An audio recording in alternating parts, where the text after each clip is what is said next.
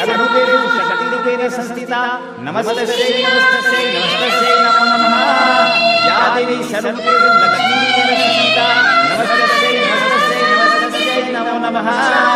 या देवी सर्वरूपेण लज्जारूपेण संस्थिता नमस्तस्यै नमस्तस्यै नमस्तस्यै नमो नमः। या देवी सर्वरूपेण शान्तिरूपेण संस्थिता नमस्तस्यै नमस्तस्यै नमस्तस्यै नमो नमः। या देवी सर्वरूपेण विद्यारूपेण संस्थिता नमस्तस्यै नमस्तस्यै नमस्तस्यै नमो नमः।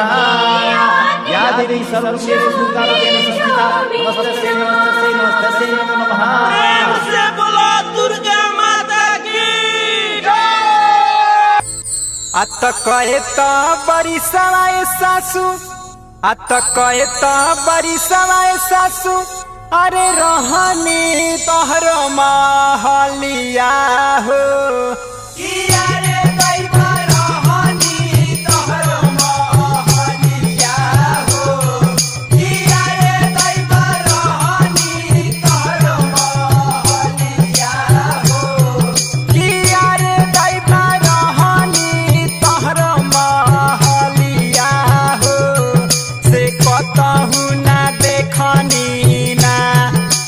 सासू देवी के रे मंदिरवा हो से कतहु ना देखनी ना सासू देवी के रे मंदिरवा हो से कतहु ना देखनी ना सासू देवी के रे मंदिरवा हो से कतहु ना देखनी ना। आत गाँव के बैरवा सवार धनी आत गाँव के बैरवा सवार धनी आत देवी के रे मंदिरवा हो किया रे दैवा देवी के रे मंदिरवा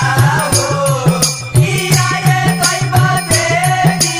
के रे मंदिरवा हो किली पीरे आहुना सवारो धनी देवी के रे मंदिरवा हो सेली पीरे आहुना सवारो धनी देवी के रे मंदिरवा हो सेली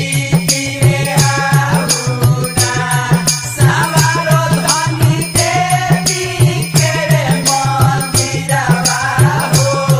सेली पीरे आहुना। अत कहवा में पवलु सवार धनी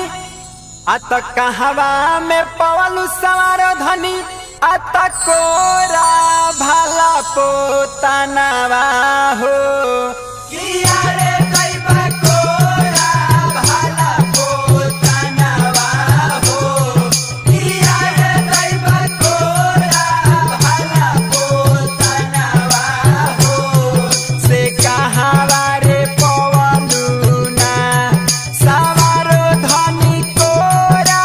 भला पतिलवा हो से कहवा में पवलु ना सवारो धनी कोरा भला पतिलवा हो से कहवा में पवलु ना सवारो धनी कोरा भला पतिलवा हो से कहवा में पवलु ना। आत कोहरा दुआरवा सवारो धनी आत कोहरा दुआरवा सवारो धनी अरे कोरा भला पतिलवा हो किया रे दैवा कोरा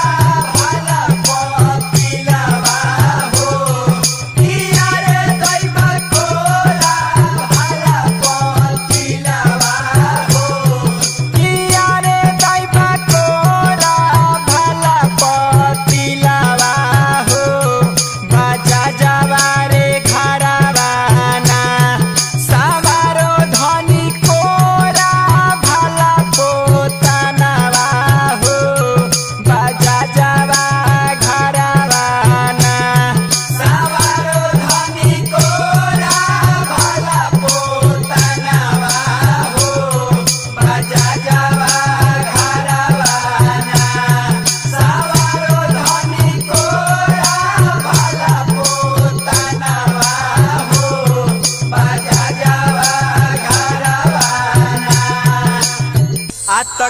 काका पुजारी रवि आ तो काका पुजारी रकेशवा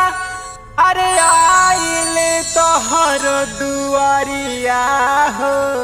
किए हो मैया